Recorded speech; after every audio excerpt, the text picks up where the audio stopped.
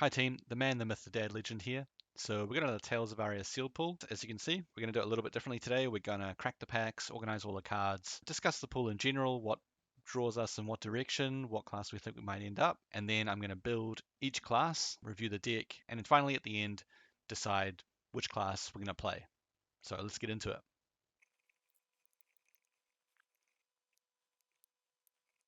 All right, so here's the pool, and as you can see, it's slightly out of focus. Maybe moving my hand around will fix that. But I'm also pointing to probably where the biggest hit here is Duskblade. So it's obviously insane and constructed, which is why it got banned before it was released. And from what I hear, is pretty nutted in Blitz as well. In Limited, it's a bit harder to keep the counters going. So it might be tough to actually have Duskblade be better than Rosetta Thorn. Rosetta Thorn is going to represent arcane damage, which is one of the reasons that Briar is so good. So you really need a compelling reason to play the Duskblade over the Rosetta Thorn, and I'm not sure that we have one here. So we have 13 ice cards, which is a lot. But we only have 7 lightning cards, which doesn't bode well for playing Briar. Then we have 13 earth cards, one of which is Channel Mount Heroic, which is another big hit, and another reason that to play Briar. But we could play it in Oldhim as well, but Channel is quite a bit worse in Oldhim, I believe. We only got 3 equipment: Coat of Frost, Runaways, because we ended up with Amulet of Earth and Amulet of Ice. We're going to be a little bit light on equipment, but that is what it is. So looking at the Briar cards, does seem pretty strong. We have 3 Bramble Sparks. We have a couple of Inspire Lightnings for unblockable damage.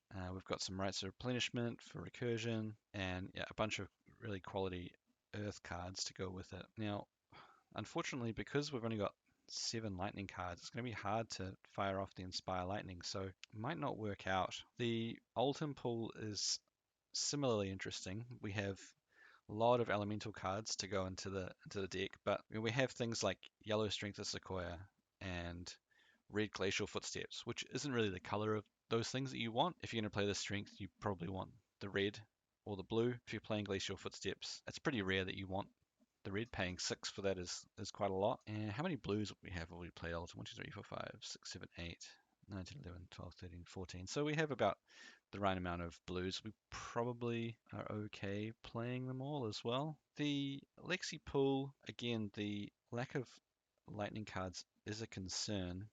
We only have 5 red arrows, so it might be a tough one. This is a pretty interesting pool to build, I think, because it seems no matter which direction you pick, there's potentially an issue with the build. But we'll pack this up and go class by class and see what each deck looks like.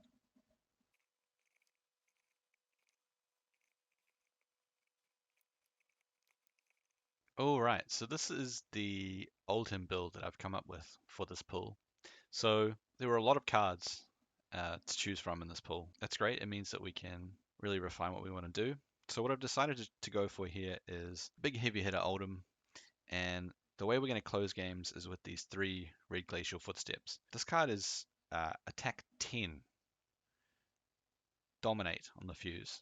So this is going to be the way that we close out games, and we want to try and assemble Glacial Footsteps, 2 blues, and an ice card, and preferably even one of these pumps, such as Weave Ice. We're playing, I believe, 12 ice cards, which will help us fuse the Glacial Footsteps. 12 is a great number. It's plenty of ice cards to ensure that when we're setting up the footsteps, we can also set up a fuse. We're also playing 14 blues. This is every blue we could play that wasn't total garbage, basically. We want plenty of blues in the deck because we want to be able to pay the 6 for Glacial Footsteps and some of these other big attacks, combining a Thump with the Earthlaw Surge, potentially. And we've just cut back as many yellows as we can. We don't want yellows clogging up our deck. We want resource, and we want the heaviest hitting cards possible. And the reason we've got these ones here is the elemental cards that can help us fuse. The Polar Blast also can help us turn some of these other attacks into dominated attacks or pressure their hand. So while we're trying to set this Glacial Footsteps, we want to apply as much pressure as possible. So we want to be hitting with these big attacks and making it really annoying for the opponent to block. So we've got the Coat of Frost and the Runaways. That's just what we have. So that's pretty much it. Going through the cards we chose not to play, there were some additional red attacks. We had too many reds, basically. So the ones we cut were the earth ones, so that we could also cut down on some of the earth cards.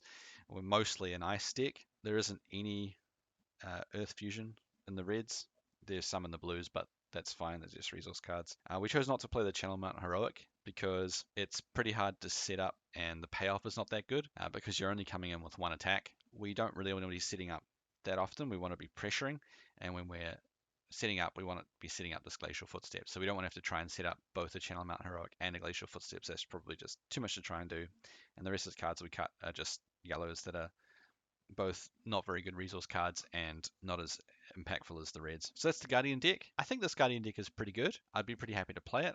I'd like to try and set up some massive Glacial Footsteps and smack people in the face with them. So yeah, if this was what we ended up playing, I'd be pretty happy with that. But we will move on to another class and see if we can improve on this one.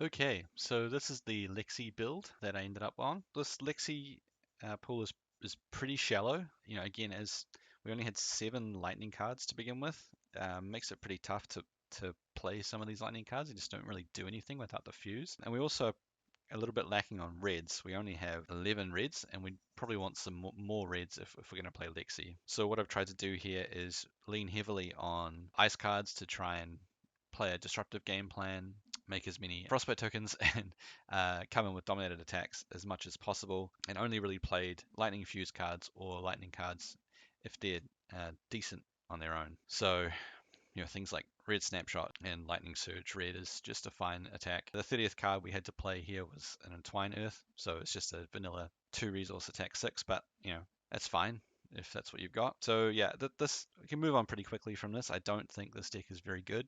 I think the Oldhim deck is far better. Even if you disagree with my choices on what Oldhim cards we've played, like the fact that I think I had to cut from more than 40 cards, whereas here I had to find a 30th card, just shows you the depth of the pool. So yeah, I think we can move on and hope that we didn't have to play this at a tournament. All right, here is the Briar build for this pool. So this Briar pool is pretty interesting. The Channel Mount Heroic is obviously really good. We have 12 Earth cards, so we have a lot to keep it in play. So that's going to be really powerful. We also have 13 non-attack actions. It is possible that this Duskblade might actually be good, especially because we have 3 rights of replenishment with so many Earth cards.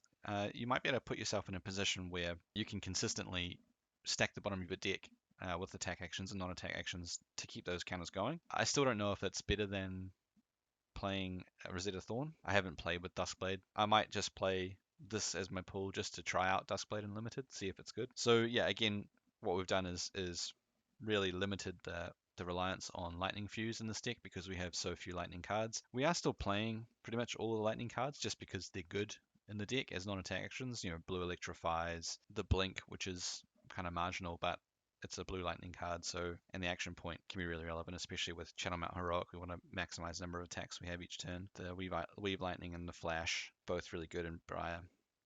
The So Tomorrows, which are a bit worse in Oldhim. They don't do as much as they do in Briar. So yeah, we have a fair amount of arcane damage. We have a bit less because we can't really play the Inspire Lightning, so we don't have enough ways to fuse them. So while we had 2 reds and a blue, we just, if you draw it without a lightning card, it literally does nothing. So we can't really play that card. Yeah, this deck is somewhere between fine and insane. Actually, I really don't know. I feel like maybe the pieces come together in some games, and you'll just have absurd turns, or channel them out heroic for 3 turns in a row and deal absurd amounts of damage, stack your deck and have Duskblade with 6 counters, or it'll just be kind of clunky and none of the pieces come together and it's just sort of this average steel deck. So I'm kind of interested to try it. So that does it for the Briar pool, and so we've done all 3 classes now. So we're going to do some deliberation, and we'll come back with the pool that we're going to play, and then we'll find a worthy opponent to play some games for the next video. We're back with the final build. As you can see, we ended up in Oldhim again. We looked at the Lexi the least because it was pretty clear that that build was the weakest and we could dismiss it pretty quickly. So we moved on to the Briar. Now, the Briar was kind of interesting. As you saw in the build part of the video, there was a Channel Mount Heroic and a Duskblade, which were pretty interesting cards. The issue is, with Duskblade specifically, you want to be able to go attack action, non-attack action, Duskblade, or vice versa. And the cards that would allow us to do that are things like Valor Flash, Ball Lightning, and we didn't really have those. We had some Valor Flash, but we didn't have the Lightning cards to fuse them. And you need the Lightning fused to get the non-attack with Go Again to allow you to then follow up with a Duskblade. And we didn't have any Ball Lightnings. I think we had one of the Lightning Go Again from Arsenal. So we didn't really have the pieces to actually get Duskblade going. Similarly with Channel Mount Heroic, which again, the reason you would want to play it in Briar is that you can make multiple attacks in a turn, and you gain so much advantage from Channel Mount Heroic being in play at that point. However, again, we didn't have to go again attacks. So that brought me back to Oldhim. And when I was building the Oldhim, I was really impressed by the sheer amount of cards we had available, which meant that we could really refine into a plan that we wanted to try and execute. And I also know during the build part of this video, I said that the Glacial Footsteps red was, it was rare that you would want this color of Glacial Footsteps. However, I believe that this is going to be the most consistent and powerful strategy out of this pool, and that is assembling 2 blues, a Glacial Footsteps, and an ice card, potentially Weave Ice as well, where you can pitch the 2 blues, fuse the Glacial, and come in for 10 Dominate, and do that multiple times in a game, just finish them off. It's pretty powerful, and it's very consistent because we have so many blues, we have I think 12 ice cards, so it's going to be really easy for us to assemble the resource cards and the ice cards that are required. And it's also great that we have like 4 Polar Blast, which are exactly what you want in your arsenal. So that makes that turn cycle really nice, where you can go pitch the 2 blues, play the Glacial, revealing the Polar Blast, arsenal the Polar Blast. So that's the build. There's not much else really to say about it. We have some nice red attacks which are going to help us push through damage when we don't have that combo. So yeah, the idea will be to try and chip some damage and get them to 14, where we know that they're dead to 2 Glacial Footsteps. And this format isn't the best blocking format. There are a lot of block 2s in the format, and there are a lot of times when your opponent's going to want to keep their full grip to try and put together a big turn. So I don't think it's going to be that hard to chip your opponent down to 14. Been burned by Ultim before in this series, but I'm willing to give him another go. And this time we have a lot of blue ice cards, which means we can take advantage of one half of his hero ability quite well, which I think is the more punishing side of it as well. So hopefully that plays to our advantage. So that's the build. We're going to do a gameplay video next, so stay tuned and we'll catch you in the next video.